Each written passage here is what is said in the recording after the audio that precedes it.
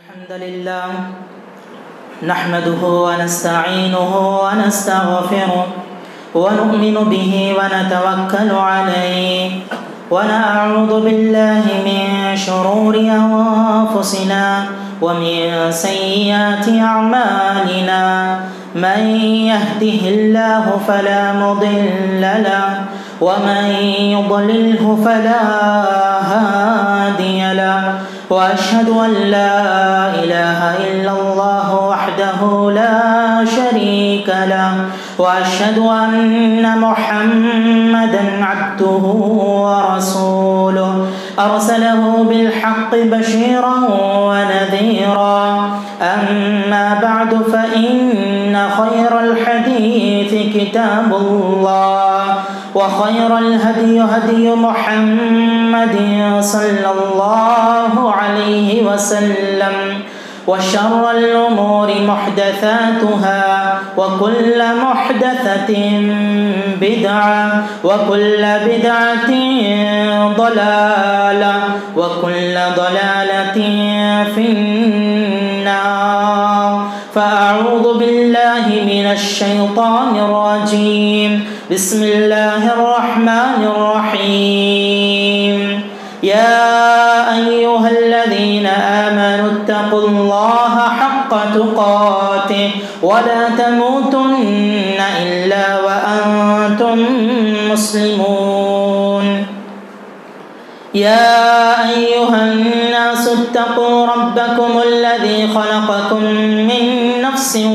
واحدة وخلق منها زوجها وبث منهما رجالا كثيرا ونساء واتقوا الله الذي تساءلون به والأرحام إن الله كان عليكم رقيبا يا أيها الذين آمنوا اتقوا الله وقولوا قولا سديدا يصلح لكم أعمالكم ويغفر لكم ذنوبكم ومن يطع الله ورسوله فقد فاز فوزا عظيما وقال الله تبارك وتعالى في القرآن المجيد والفرقان الحميد تلك الدار الآخرة نجعلها للذين لا يريدون علوا في الأرض ولا فسادا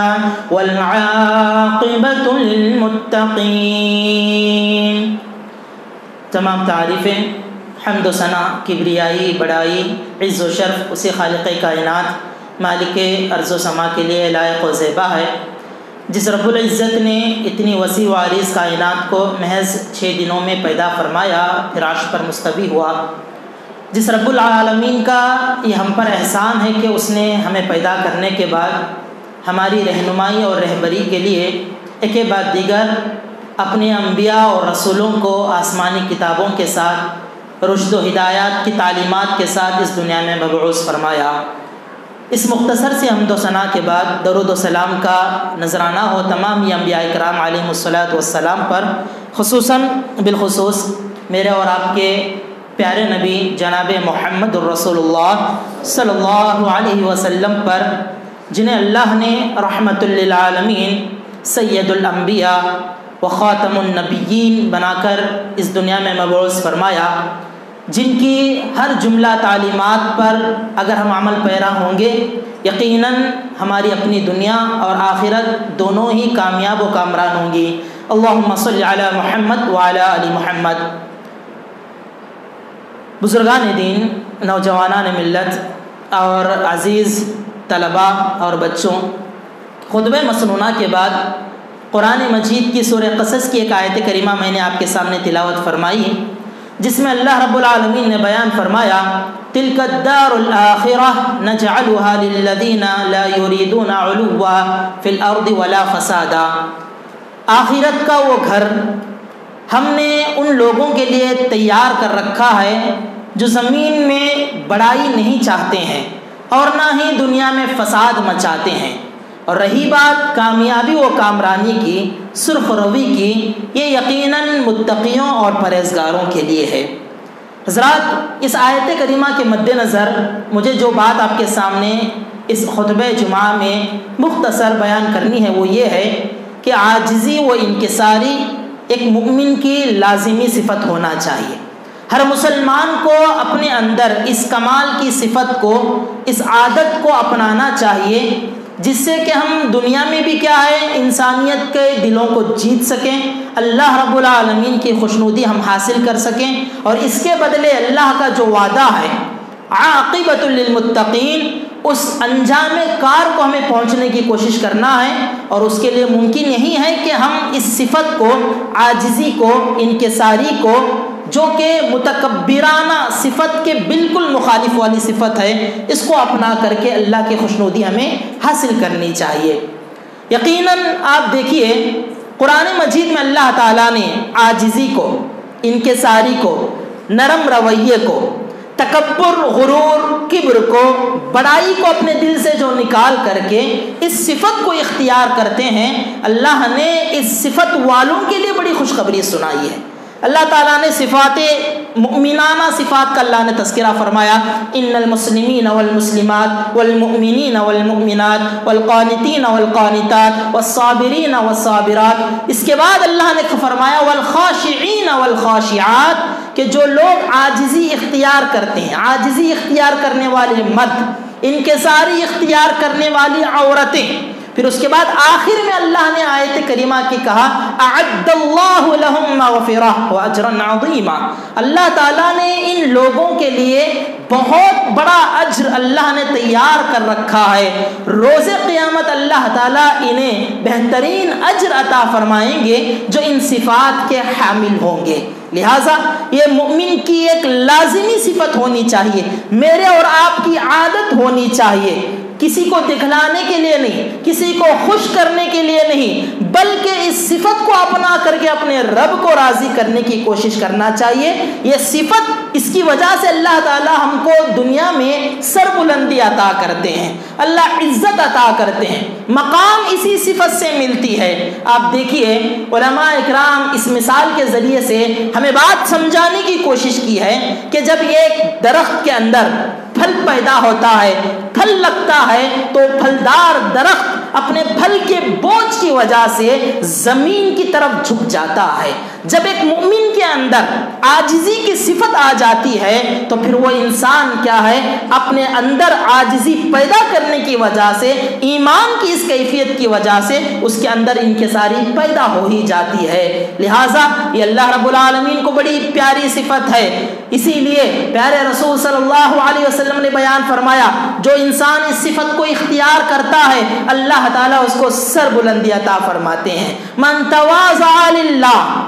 جو کوئی عاجزی اللہ کے لیے اختیار کرتا ہے، رفعہ اللہ، اللہ اس کو سر بلندی عطا کرتے ہیں۔ اور یہ صفت میں بارہا کہوں گا، یہ صفت اللہ کی رضامندی کے لیے ہونی چاہیے۔ بعض لوگ دنیاوی زندگی میں، ہم معاشرے میں تجربہ کرتے ہیں، گہری نگاہ سے جب ہم مشاہدہ کرتے ہیں تو ہمیں پتہ چلتا ہے بعض لوگ اس صفت کو اپناتے ہیں اپنی عزت کی خاطر، اپنے مقام کی خاطر، یا اپنے آپ کو لوگوں کے درمیان معزز بنانے کے لیے، پسندیدہ چہیتا بنانے کے لیے اپنے آپ کے اندر موڈیفائی کرنے کی کوشش کرتے ہیں، تبدیلی لانے کی کوشش کرتے ہیں، جبکہ دل سے، خلوص سے ان کے اندر یہ صفت نہیں پائی جاتی ہے، تو اس کردار کو اپنانے کے باوجود وہ لوگوں کے ہر دل عزیز نہیں بن پاتے ہیں۔ یا ہر دل عزیز، لوگوں کے پسندیدہ، لوگوں کے چہیتے آپ کب بنیں گے؟ جب اللہ کے لیے کیا ہے عاجزی اختیار کی جائے، اللہ کی خوشنودی کے لیے ہم اس صفت کو اپنے اندر پیدا کریں گے، تب اللہ رب العالمین کیا ہے ہمیں وہ مقام اور مرتبہ اللہ رب العالمین ہمیں نصیب فرمائے گا۔ اس صفت کے حوالے سے جب ہم پیارے رسول صلی اللہ علیہ وسلم کی زندگی کا طائرانہ طور پر، ہلکے طور پر بھی جائزہ لیتے ہیں تو ہمیں پتہ چلتا ہے اس صفت کے حامل شخصیت پیارے رسول صلی اللہ علیہ وسلم کی زندگی میں میرے اور آپ کے لیے بہت ساری مثالیں ہیں۔ بڑی پیاری مثالیں ہیں، اور آپ کی زندگی ہمارے لیے اسوہ نمونہ ہے۔ اس کو سامنے رکھ کر کے، آپ کی حیات طیبہ کو سامنے رکھ کر کے ہمیں اپنی زندگی میں تبدیلی لانے کی اور ان صفات کو پیدا کرنے کی کوشش کرنی چاہیے۔ اللہ کے رسول صلی اللہ علیہ وسلم اللہ تعالیٰ کے چنندہ بندے ہیں، اللہ کے مصطفیٰ ہیں، حبیب ہیں آپ، اور اس کائنات میں اللہ تعالیٰ نے وہ مقام آپ کو عطا فرمایا، سید الانبیاء ہیں آپ، سارے انسانوں میں عظیم مرتبہ رکھنے والی آپ شخصیت ہیں۔ لیکن اس حوالے سے اگر ہم دیکھتے ہیں اللہ کے رسول کی زندگی، تو آپ کو ہر قدم قدم میں ہمارے لیے آپ کے اندر یہ صفت ہمیں پائی جاتی ہے۔ اللہ کے رسول صلی اللہ علیہ وسلم کے اندر اتنی عاجزی تھی، اتنی انکساری تھی، اتنے نرم مزاج، اتنا آپ کے اندر، آپ کی طبیعت کے اندر جھکاؤ پایا جاتا تھا۔ کبھی کبھار صحابہ کرام کا یہ بیان ہے کہ جو کوئی انسان باہر سے آتا، کوئی اجنبی مسافر اللہ کے رسول سے ملاقات کرنے کے لیے اگر چلا آتا، تو اللہ کے رسول صلی اللہ علیہ وسلم کو پہچان نہ پاتا۔ آپ صلی اللہ علیہ وسلم لوگوں میں اتنا گھل مل کر کے رہتے، اتنا ان کے اندر ملنساری کے ساتھ رہتے، اجنبی کو یہ پہچاننا مشکل ہوتا کہ اللہ کے رسول صلی اللہ علیہ وسلم اس میں کون ہے۔ اسی طرح سے جب اللہ کے رسول صلی اللہ علیہ وسلم مکہ مکرمہ سے ہجرت کر کے حضرت ابوبکر صدیق رضی اللہ عنہ کے ساتھ مدینہ آپ تشریف لائے، مدینے میں جب آپ داخل ہو رہے تھے، آپ کا استقبال کرنے والوں کو اس بات میں پریشانی لاحق ہوئی کہ محمد صلی اللہ علیہ وسلم کون ہے۔ آپ کے اندر مقام کے اعتبار سے، رتبے کے اعتبار سے کوئی تفاوت نہیں تھا، کوئی فرق نظر نہیں آ رہا تھا۔ بعض صحابہ کرام نے تو حضرت ابوبکر صدیق رضی اللہ عنہ کو اللہ کا رسول سمجھ لیا اور ان کا استقبال کرنے کے لیے آگے بڑھ گئے۔ یہ اللہ کے رسول کی عاجزی تھی میرے محترم، یہ اللہ کے رسول صلی اللہ علیہ وسلم کا کردار تھا۔ اور آپ خود کہا کرتے ہیں، عاجزی آپ کے اندر اتنی تھی اور اتنے منکسر المزاج آپ کی شخصیت تھی، اللہ کے رسول خود کہتے ہیں لو دعیت الی قراع لعجبت۔ اللہ کے رسول کہتے ہیں کہ اگر کسی کے گھر میں مجھے خرد جو کہتے ہیں،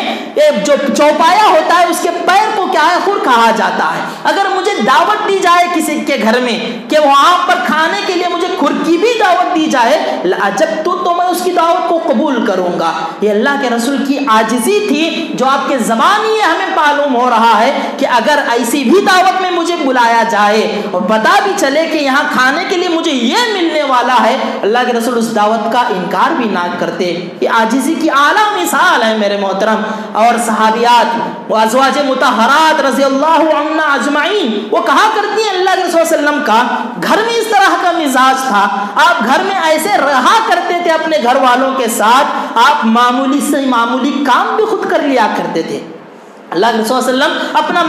معمولی کام خود کیا کرتے تھے، اپنا کوئی کام کسی کے اوپر نہیں ڈالا کرتے تھے۔ اگر آپ کے کپڑے میں پیوند بھی لگانے کی ضرورت پڑتی، اللہ کے رسول صلی اللہ علیہ وسلم خود اپنا پیوند لگاتے، آپ اپنے جوتے کا تسمہ خود درست کر لیا کرتے، یہ تو آپ کے اپنے کام ہیں۔ ازواج مطہرات کہا کرتی ہیں اللہ کے رسول صلی اللہ علیہ وسلم کی عاجزی تھی کہ آپ گھر میں ہمارے کاموں میں ہاتھ بٹایا کرتے تھے، ہماری تکلیف کو، ہماری پریشانی کو آسان کیا کرتے تھے، گھریلو کام کاج میں اللہ کے رسول کا حصہ ہوا کرتا تھا۔ بڑے افسوس کی بات ہے آج ہم اپنے گھروں میں اپنی خواتین کا ہاتھ بٹاتے ہوئے عار سمجھتے ہیں، چھوٹا کام سمجھتے ہیں، ہم اپنی ذمہ داری نہیں سمجھتے ہیں، اور ہم اپنے آپ کو مقام دیتے ہوئے گھر کا ذمہ دار کہتے ہوئے ہم یہ سمجھتے ہیں کہ یہ سارے لوگ ہماری خدمت کے لیے ہیں، ہم ان کی خدمت کے لیے نہیں، ان کے لیے ضروری ہے کہ وہ ہماری خدمت کرے۔ پیارے رسول صلی اللہ علیہ وسلم کا یہ مزاج نہیں تھا۔ آپ صلی اللہ علیہ وسلم عاجزی انکساری کا یہ کیا ہے ثبوت ہمیں دیا کرتے تھے۔ عاجزی انکساری کی جب ہم بات کرتے ہیں، یہ مثال ساری رہتی دنیا کے لیے اور سیاسی ہو، کسی بھی میدان میں کیوں نہ ہو، اللہ کے رسول صلی اللہ علیہ وسلم کا یہ کردار ہمیں بتاتا ہے کہ آپ کے اندر کتنا نرم مزاجی کا کیا ہے کردار پایا جاتا تھا۔ فتح مکہ کا وہ واقعہ جب اللہ رب العالمین نے آپ کو آپ کے اپنے شہر میں فاتح بنا کر کے داخل فرمایا، آپ نکالے گئے تھے، آپ کو چھپ چھپا کر کے مکے سے ہجرت کے موقع پر نکلنا پڑا تھا، رات کی تاریکی میں آپ کو اپنا گھر، اپنا پسندیدہ شہر چھوڑنا پڑا تھا، لیکن اللہ رب العالمین نے آپ کو دوبارہ اپنے شہر میں فاتح شان کے ساتھ آپ کو داخل کر رہا ہے، جہاں پر نہ کوئی خون خرابہ ہوا، نہ کسی کا خون بہایا گیا، نہ کوئی بدلہ لیا گیا۔ جب مکہ فتح ہوا، اللہ کے رسول صلی اللہ علیہ وسلم مکہ میں داخل ہو رہے تھے، روایتوں میں آتا ہے، راوی حدیث فرماتے ہیں اللہ کے رسول صلی اللہ علیہ وسلم اپنی سواری پر بیٹھے ہوئے تھے، مکے میں داخل ہو رہے تھے، لیکن آپ کا مزاج یہ تھا کہ آپ کا سر کیا ہے، جھکا ہوا تھا، اور اتنا جھکا ہوا تھا کہ اللہ کے رسول کی داڑھی کے بال آپ کے اپنی سواری کے پیٹھ کو لگ رہے تھے، آپ اتنا اپنا سر جھکا کر کے عاجزی کے ساتھ، انکساری کے ساتھ انا فتحنا لک فتحا مبینا کی آیت کریمہ کی تلاوت کرتے ہوئے مکہ مکرمہ میں آپ داخل ہو رہے تھے۔ ہم تاریخ پڑھتے ہیں، تاریخ کے حوالے سے اگر ہم مطالعہ کرتے ہیں تو پتہ چلتا ہے ملکوں کو فتح کرنے والے لوگوں کے اندر تکبر، غرور ہوا کرتا تھا، بدلے کی ایک آگ ہوا کرتی تھی کہ وہ کیا ہے، داخل ہوں گے، اپنا حق جمائیں گے، لوگوں کو لوٹیں گے، لوگوں کے مال پر، منال پر قبضہ کریں گے اور ان پر حکومت کریں گے۔ اس طرح کا ان کا مزاج ہوتا تھا، اسی تکبرانہ شان کے ساتھ لوگ ملکوں کو فتح کیا کرتے تھے۔ لیکن اللہ کے رسول صلی اللہ علیہ وسلم کیا کردار بتاتا ہے، آپ اتنے منکسر المزاج تھے، جب داخل ہو رہے تھے تو آپ کا سر میرے محترم جھکا ہوا تھا، اور جب آپ مکہ میں داخل ہوئے آپ کے سامنے قاتل لوگ تھے، ظالم تھے، جنہوں نے آپ کو ستایا تھا، ظلم کیا تھا، تکلیفیں دی تھی، پریشان کیا تھا، آپ کے صحابہ کرام کا قتل عام کیا تھا اور آپ کو در بدر تکلیفیں پہنچائی تھی۔ لیکن اللہ کے رسول صلی اللہ علیہ وسلم جب آئے، مواخذے کا آپ کی باری تھی، پکڑنے کی آپ کی باری تھی، بدلہ لینے کا موقع آپ کے ہاتھ میں تھا، لیکن اللہ کے رسول صلی اللہ علیہ وسلم جو کہ رحمت للعالمین تھے، ساری دنیا کے لیے رحمت بنا کر کے بھیجے گئے تھے، کہا لا تثریب علیکم اليوم فاذهبوا وانتم الطلقاء، کہ جاؤ آج کوئی گرفت نہیں ہے، آج کوئی پکڑ نہیں ہے۔ اللہ کے رسول صلی اللہ علیہ وسلم نے سب کو کیا ہے، آزادی دے دی، سب کو اللہ کے رسول صلی اللہ علیہ وسلم نے معاف فرما دیا۔ رحم و کرم کی صفت، عاجزی کی صفت، انکساری کی صفت، ساری خوبیاں، سارے کمالات ہم اللہ کے رسول صلی اللہ علیہ وسلم کی زندگی میں دیکھتے ہیں۔ ضرورت اس بات کی ہے کہ اس اسوے کو اپنے اندر پیدا کرنے کی کوشش کریں، ان صفات کو اپنے اندر پیدا کریں جس سے ہماری دنیاوی زندگی بھی کامیاب ہوگی، ہم مثال بنیں گے، ہم ایک دوسرے کے خیر خواہ بنیں گے، ہمیں لوگ اپنا حاکم سمجھیں گے، اپنا ذمہ دار سمجھیں گے، عادل سمجھیں گے، انصاف کرنے والا سمجھیں گے، سب سے بڑھ کر کے ہم پر بھروسہ کیا جائے گا، ہمارے دین کو پڑھا جائے گا، ہمارے اسلام کا مطالعہ ہوگا، ہماری شخصیتوں کو دیکھ کر کے ہمارے اسلام کی تعلیم ان تک پہنچے گی۔ اس مقصد کے تحت اور اللہ کے رسول صلی اللہ علیہ وسلم کے اس کردار کو ہمیں اپنے اندر لانے کی کوشش کرنا چاہیے۔ حضرات، یہ عاجزی، انکساری، نرم مزاجی ہم آج اپنے اندر پیدا نہیں کر پا رہے ہیں۔ اس کی ایک بڑی وجہ کیا ہے؟ ایک بہت بڑا مسئلہ ہمارا اور آپ کیا ہے جانتے ہیں، وہ ہے ہماری اپنی انا، میں، ہمارے اپنے اندر کا تکبر، سٹیٹس اور میرا معاملہ، میری حیثیت، میرا مقام، یہ جو انا کی صفت ہے، متکبرانہ جو صفت ہے، یہ صفت آج ہم کو عاجز بننے سے روک رہی ہے۔ کسی کے اندر گھل ملنے سے، کسی کو اپنا بنانے سے، کسی کے سامنے اپنا کیا ہے، اپنا اختیار چھوڑنے سے منع کرنے والی صفت متکبرانہ یہ انا والی صفت ہے، اور یہ انا والی صفت بہت خطرناک ہے۔ انسان کی دنیا تو دنیا غارت کرے گی ہی کرے گی، ساتھ ہی ساتھ اس کی آخرت کو بھی برباد کر کے چھوڑے گی۔ انا یہ لفظ جس نے سب سے پہلے کہا تھا وہ ابلیس تھا۔ ابلیس نے کہا تھا انا خیر میں آدم کے مقابلے میں بہت بہتر ہوں، میں آدم کی ذات کے سلسلے میں بہت اونچا ہوں. اس نے اپنے آپ کو بہتر کہا تھا، اس کا اس لفظ نے اس کو غارت کر دیا، اللہ کی رحمت سے محروم کر دیا، مردود ٹھہرا دیا گیا. اس نے کیا ہے اپنی ساری کی ساری کیا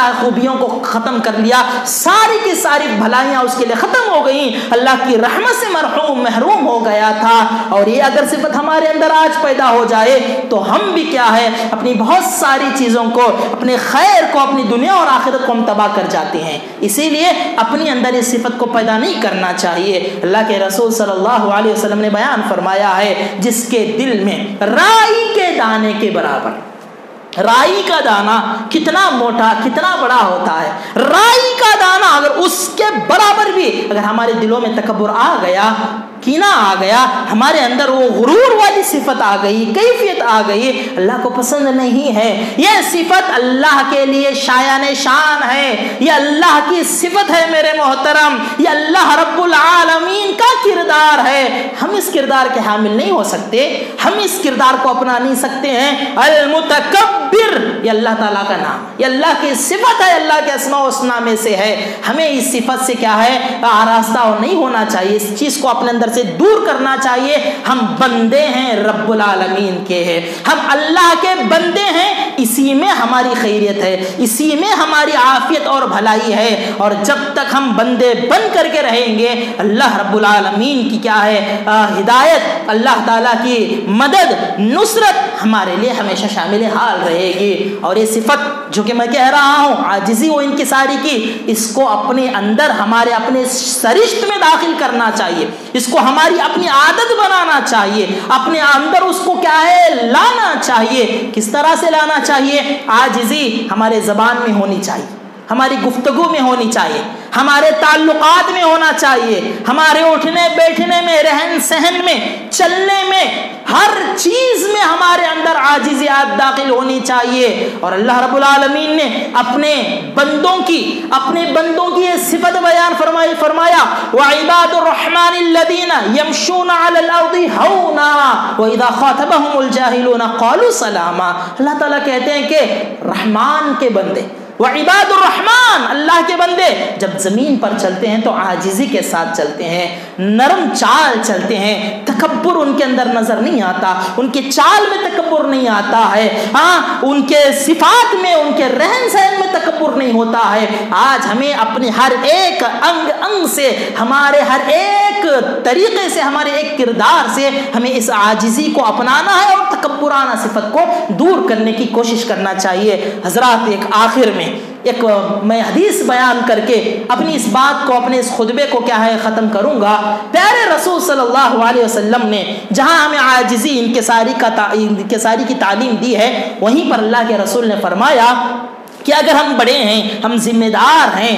ہم بچوں کے مقابلے میں ہم بڑے ہیں، تو اللہ کے رسول نے فرمایا کہ بچوں کے ساتھ رحم کا، شفقت کا معاملہ کیا کرو، رحم و کرم کو عام کرو. من لا يرحم الناس لا يرحمه اللہ، جو لوگوں پر رحم نہیں کرتے ہیں اللہ ان پر رحم نہیں کرتا ہے. یہ اللہ کا قانون ہے، یہ اللہ کا طریقہ ہے میرے محترم. اللہ تعالیٰ زمین والوں پر جو رحم کرتے ہیں نا، عرش والا ان پر رحم کرتا ہے. ہم بڑے ہیں تو اپنے بچوں کے ساتھ، اپنے سے چھوٹے جو لوگ ہیں ان کے ساتھ رحم و کرم کا معاملہ فرمانا چاہیے. اللہ کے رسول فرماتے ہیں من لم يرحم صغیرنا، جو ہم میں سے چھوٹوں پر رحم نہ کرے، ولم یوقر کبیرنا، اور ہم میں سے جو انسان بڑوں کا احترام نہیں کرتا ہے، لیس منا، وہ ہم میں سے نہیں ہے، وہ میرے طریقے پر نہیں ہے، وہ میرے راستے پر نہیں ہے. اللہ کے رسول نے فرمایا ہم بڑے ہیں، بچوں کے ساتھ حسن سلوک کا معاملہ کرنا چاہیے، ان کے ساتھ رحم و کرم کا معاملہ کرنا چاہیے. یہ تربیت کا ایک نہایت ہی اہم اصول ہے، آپ یاد رکھیے.